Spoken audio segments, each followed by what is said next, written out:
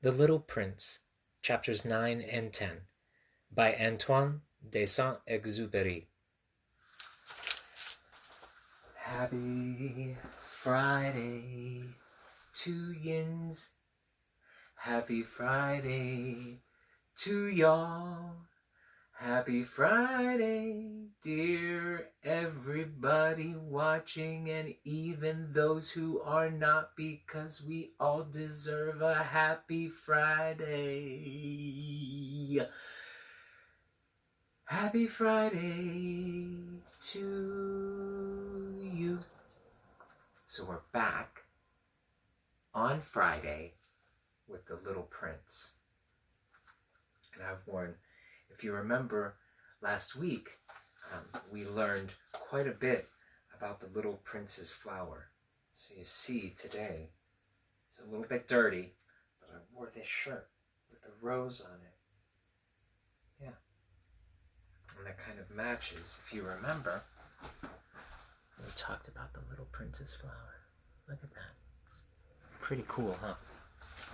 Well, starting right now, we are going to have the narrator talk to us all about his belief about how the little prince left his planet and traveled to various other planets. Very fun. In the first line of chapter 9, I believe that for his escape, he took advantage of the migration of a flock of wild birds. And you may remember, that illustration isn't here on the page, but lo and behold, all the way back on that, near that front splash page, we got that particular photo that the narrator drew. I think it's a very beautiful illustration. We see planets and stars and a flock of migrating birds with our little prince. On the morning of his departure, he put his planet in perfect order. He carefully cleaned out his active volcanoes. He possessed 2 active volcanoes, and they were very convenient for heating his breakfast in the morning. He also had 1 volcano that was extinct, but, as he said, one never knows. So he cleaned out the extinct volcano too. If they are well cleaned out, volcanoes burn slowly and steadily without any eruptions. Volcanic eruptions are like fires in a chimney. On our Earth, we are obviously much too small to clean out our volcanoes. That is why they bring no end of trouble upon us. The little prince also pulled up, with a certain sense of dejection, the last little shoots of the baobabs. He believed that he would never want to return, but on this last morning all these familiar tasks seemed very precious to him. And when he watered the flower for the last time, and prepared to place her under the shelter of her glass globe, he realized that he was very close to tears. "Goodbye," he said to the flower, but she made no answer. "Goodbye," he said again. The flower coughed. But it was not because she had a cold. "I have been silly," she said to him at last. "I ask your forgiveness. Try to be happy." He was surprised by this absence of reproaches. He stood there all bewildered. The glass globe held arrested in midair. He did not understand this quiet sweetness. "Of course I love you," the flower said to him. "It is my fault that you have not known it all the while. That is of no importance. But you have been just as foolish as I. Try to be happy. Let the glass globe be. I don't want it anymore. But the wind! My cold is not so bad as all that. The cold night air will do me good. I am a flower." But the animals! "Well, I must endure the presence of 2 or 3 caterpillars if I wish to become acquainted with the butterflies. It seems that they are very beautiful. And if not the butterflies and the caterpillars, who will call upon me? you will be far away. As for the large animals, I am not at all afraid of them. I have my claws." And naively, she showed her 4 thorns.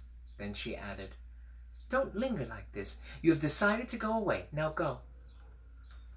For she did not want to see him crying. She was such a proud flower.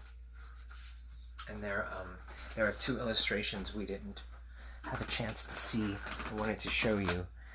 This is the illustration for he carefully cleaned out his active volcanoes. You can see, I think on this volcano he seems to be, this volcano down below, he seems to be cooking, so that appears to be active. And this volcano has steam rising out of it, so I think that one is active. And it appears as though, oh, come, little prince, get in focus for me, please. This is the one that is not. Oh, little prince, please focus for the children, because I want them to see the flower in the glass globe as well. And then here is that scene, black and white illustration of the little prince speaking with the flower for one final time.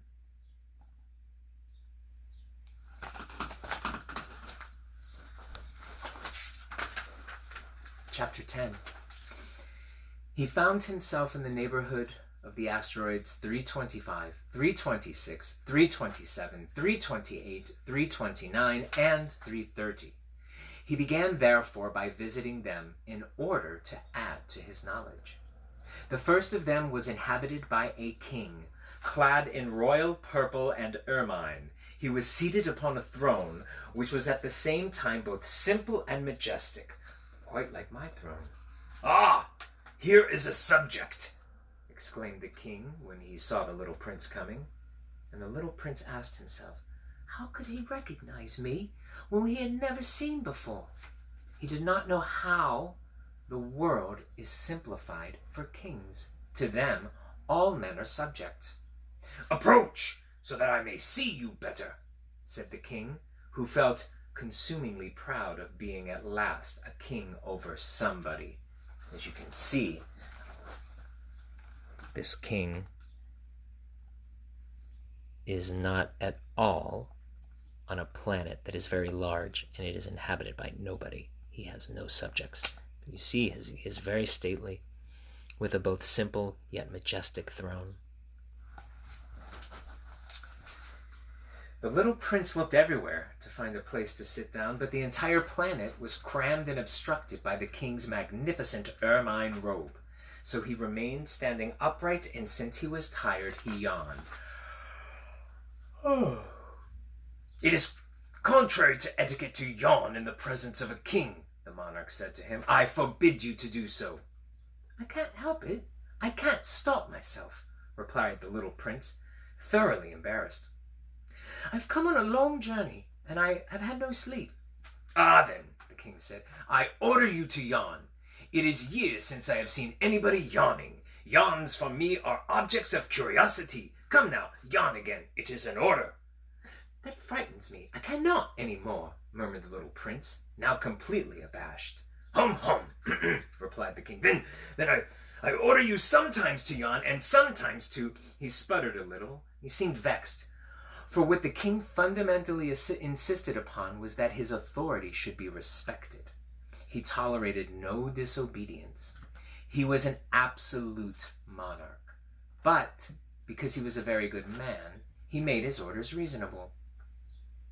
"If I ordered a general," he would say by way of example, if I ordered a general to change himself into a seabird, and if the general did not obey me, that would not be the fault of the general, it would be my fault. "May I sit down?" came now a timid inquiry from the little prince. "I order you to do so," the king answered him, and majestically gathered in a fold of his ermine mantle. But the little prince was wondering. The planet was tiny. Over what could this king really rule? "Sire," he said to him, "I beg that you will excuse my asking you a question." "I order you to ask me a question," the king hastened to assure him. "Sire, over what do you rule?" "Over everything," said the king, with magnificent simplicity. Over everything? The king made a gesture, which took his planet, the other planets, and all of the stars. Over all of that? Asked the little prince. Over all that, the king answered. For his rule was not only absolute, it was universal. And the stars obey you? Now, certainly they do. They obey instantly. I do not permit insubordination. Such power was a thing for the little prince to marvel at. If he had been master of such complete authority, he would have been able to watch the sunset not 44 times in one day, but 72, or even 100, even 200 times, without ever having to move his chair. And because he felt a bit sad as he remembered his little planet which he had forsaken, he plucked up the courage to ask the king a favor. I should like to see a sunset. Do me that kindness. Order the sun to set. If I ordered a general to fly from one flower to another like a butterfly, or to write a tragic drama, or to change himself into a seabird, and if the general did not carry out that order that he had received, which one of us would be in the wrong? The king demanded. The general or myself? You, said the little prince firmly. Exactly. One must require from each one the duty with which one can perform, the king went on. Accepted authority rests first of all on reason.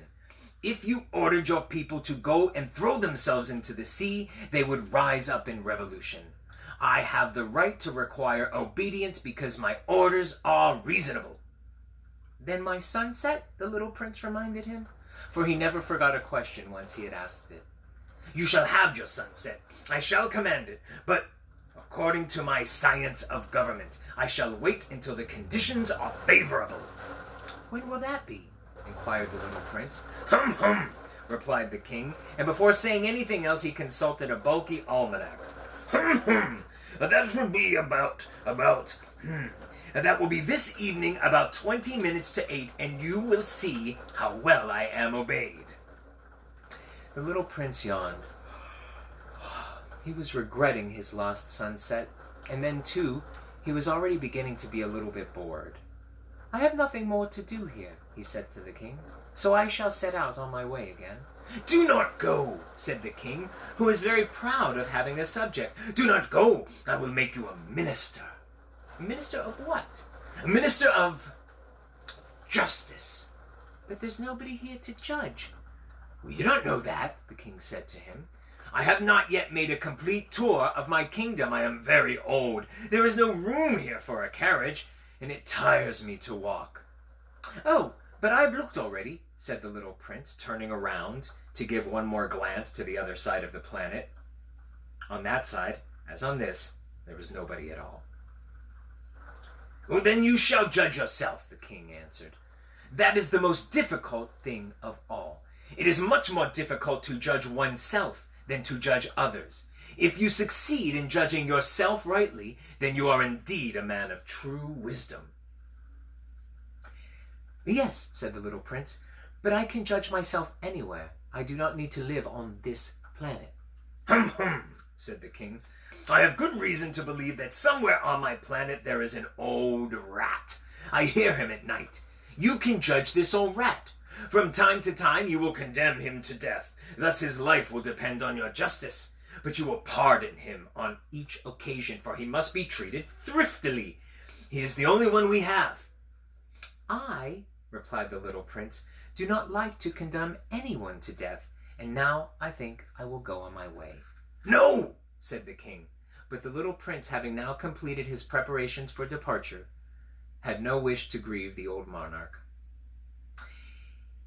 If your majesty wishes to be promptly obeyed, he said, he should be able to give me a reasonable order.